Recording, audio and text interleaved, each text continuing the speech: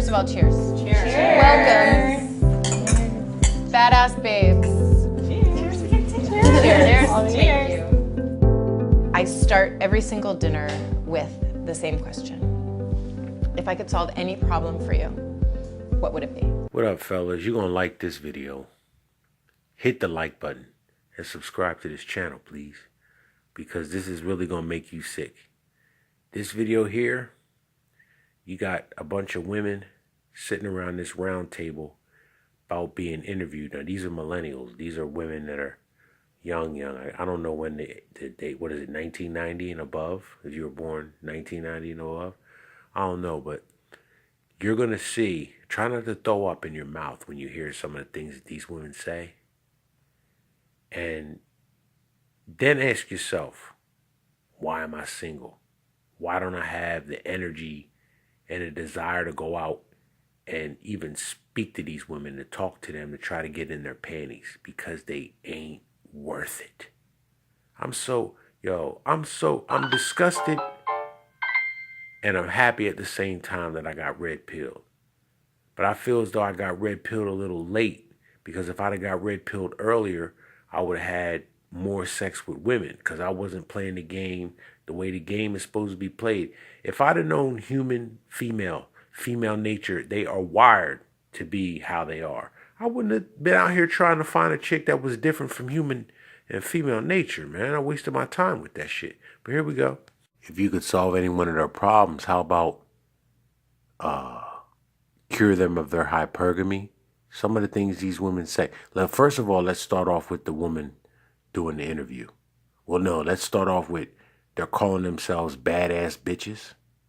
So you know there's some ego that needs to be checked right then and there. So going back to the woman that's doing the interview, she's not a good-looking woman at all. She's hit that wall, and she's just not appealing.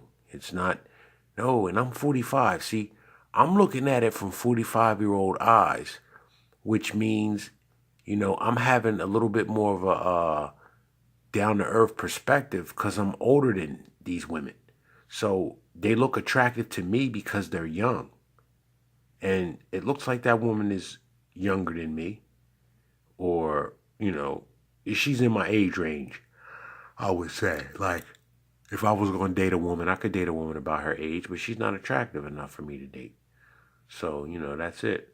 But, yeah, she's Well, since we're talking about money, I guess I'd say finding what my passion is that would still make me make a lot of money. So that way I love what I'm doing, so it doesn't feel like a job. Now, I actually think she's kind of attractive. She's attractive. She's young, though, but she's attractive nonetheless.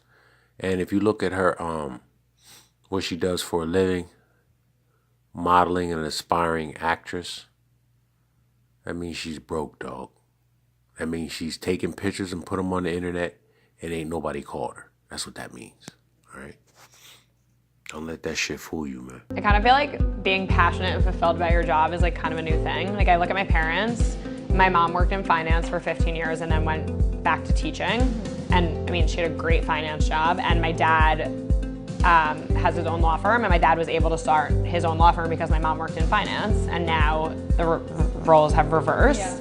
And like, I'm sure my mom is really, she is really passionate about teaching. Now she's like passionate about retiring. But my dad does maritime and aviation law. Like, is he passionate about that?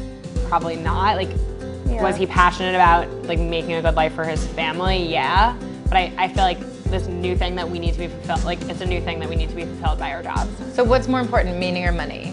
If money was my #1 priority, I would probably be doing something that wasn't as fulfilling for me, but I think that maybe I'm a complete naive person, but my idea is if you are really passionate about what you like and you're really passionate about your job, the money will come somehow. Whether you're working on your side hustle or you keep chugging along and you get these promotions or you start your own media company, I just feel like passion is way more important because this is what I do every single day and I want to like it. Another one. Not that attractive, man. Not to be putting stipulations on what you want. If you notice, or if you haven't noticed already, a lot of these women are talking about money. They are not talking about, I want a guy who's caring, who's loving, who wants a family, who's dependable, who's reliable, who's loyal, who isn't going to cheat on me. They ain't saying nothing about that. They are talking about the cash. Money is a natural aphrodisiac, meaning, you know, money just naturally makes you more attractive to these whores, man. That's what it is, dog. There's nothing else. It's really important to take a step back and realize that, like, you might not find the money and the passion tomorrow, but like in 10 years or in 20 years when you look back, you're gonna be like, okay, now I'm here. In 10 or 20 years, you know what's gonna happen. I want to talk about money and dating. Okay. I'm ready. Let's do this. You don't even have to ask me a question. Tell me about what's weird with money and dating. Okay, so I want to know who pays. I'm like total feminist, but I'm also like traditional in my mind when it comes to dating. Like, Yeah, I don't want to same. date a guy who wants me to be a stay-at-home wife unless I decide I want to be that. Right. But I still think a guy should pay on a first date. Now she's a traditional woman when it's convenient to be traditional. You just say you're a feminist, but when it's time for guys to pay, we go back to 1950. And then you notice she says, I don't want to be a stay-at-home mom unless I want to. That sounds like entitlement to me, man. To be honest with you, women are only happy when they're serving their husbands and raising their kids. That makes them happy. And that's a full-time job too. When women went to work, it kind of fucked everything up because, you know, my grandmother was up at 6 a.m. taking care of the house till my grandfather came home from work. And we had to get quiet. His food would be ready. He would have his glass. I know we had to stop being kids then. We couldn't be loud or nothing like that. And it wasn't, I'm not going to say she didn't love him, but it was really about, you know, my grandmother was poorly educated. She was born in 1919. So this is at a time where women didn't have no rights at all, no education. So basically it was, I got to get this man a family and take care of his family so that he takes care of me into my old age. So these women got it all twisted when they want to go out here and get these careers and think they can balance a family too. It's not going to work because running a household is a full-time job. So if you got a full-time job outside the house and you come home and run a house, that's 2 full-time jobs. A man can't do that. So if you got the full-time job, 40 hours outside the house, you can only at best have a part-time job being a homemaker. And that's going to make a lot of men not happy, man. But yeah, these chicks is just crazy, man. I am happy to split. I don't really want to cover the whole thing because that's expensive. Yeah. But, and I do believe, like, feminism is taking the good with the bad. You know, like, you get equal pay, but that also means you have to, like, put in equal money with dates. And, like, believe me, Are the I guys paid you're less. dating- Yeah. But here's what I want to know. Are the guys you're dating making more money than you? Another woman, average at best, is very pale. It's not a good-looking chick. And if you can see, go back earlier in the video when the girl next to her was talking, she's preening herself, playing with her hair. Women do that when they're trying to make themselves look attractive. Or if they're, for another guy, then maybe the cameraman, I don't know what she was doing, but she's not a good-looking woman to be up there talking about what she demands. And I'm an old man. Yeah, and I do put that into consideration. If I'm going on a date with somebody who's like a PhD student and I'm like, I know you make nothing, I'm going to be more like insistent about it. But if I'm like, I know you work at, you know, a bank, go right ahead. Yeah. Is anybody dating somebody who makes a lot more money? All right. Again, average at best. She's talking about when he makes more money. No, when he makes more money, he's going to go after a hotter chick. That's what he's going to do. Okay? Talking about she don't want to be a trophy wife. She doesn't have the physical attributes to be a trophy wife. Maybe a consolation trophy. Like, I remember my second cousins got a consolation trophy in female and girls soccer for going 9 and 16. That's the kind of trophy wife she would be. I think that my boyfriend makes a considerable amount of money more, and he's actually going to business school in the fall. So once he graduates from there, it's going to be like he's up here and I'm like all the way down here, like begging for shillings. But Is that okay? Is that okay? I think that probably once he graduates from business school and he's making significantly more money, I wonder how that's going to be, and I feel like I wonder if it's going to be like this bigger divide of like him paying for stuff more, like me feeling a little bit more like a trophy girlfriend, which I don't want. I want to be an equal and I want to be an independent professional. But I think for now it's pretty even and it's pretty comfortable. No, I want to be making enough money that if I like buy something that like my significant other or husband or whatever would never be like, why did you spend that much money? Right. Yeah. Okay, she's kind of cute. Yeah, she's cute. I would say both the women of color in this video, they're attractive. I would give them a thumbs up on attractive, but everybody else is sitting around looking average, man. Straight up. So when these women are 37, 38 years old, no, they ain't gonna be attractive at all. Even the two melanated women, they're gonna show signs of wear and tear on them faces, man. No. Yeah. That's my But biggest I reason. also want to be dating someone who like wants to buy me a Louis Vuitton bag.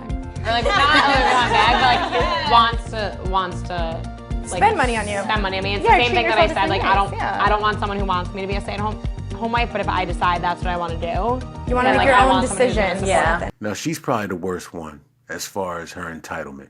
She just talked about having guys spend money on them and all that. The theme of this whole thing is money, man. And it's like, I don't know, they're giving us a huge leg up by giving us these videos. I don't understand what these dumbass women are doing. Do they realize they're nailing their own coffins up?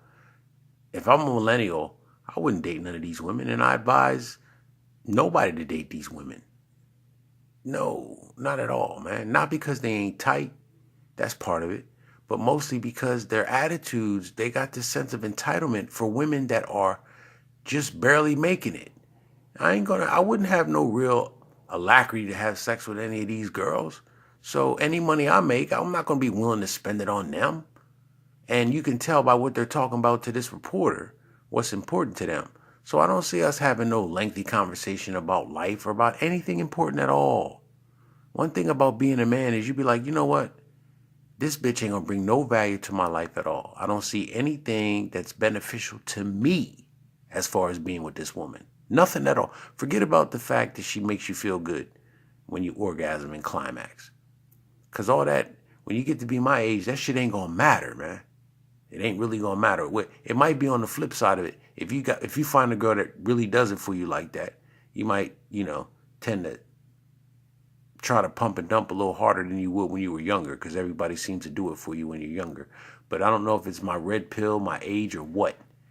But I'm just not, These women are just so socially unattractive. God damn.